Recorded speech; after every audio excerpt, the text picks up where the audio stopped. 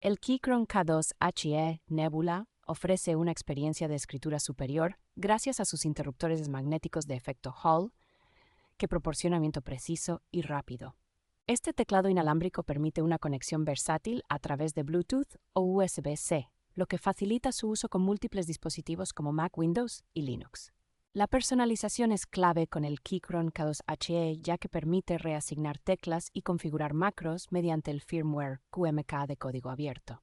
Con una impresionante batería de 4000 mAh, el teclado puede funcionar hasta 110 horas sin necesidad de recarga, ideal para largas jornadas de trabajo. El diseño del Keychron K2HE incluye retroiluminación RGB personalizable, ofreciendo más de 22 modos para ajustar el ambiente visual según las preferencias del usuario.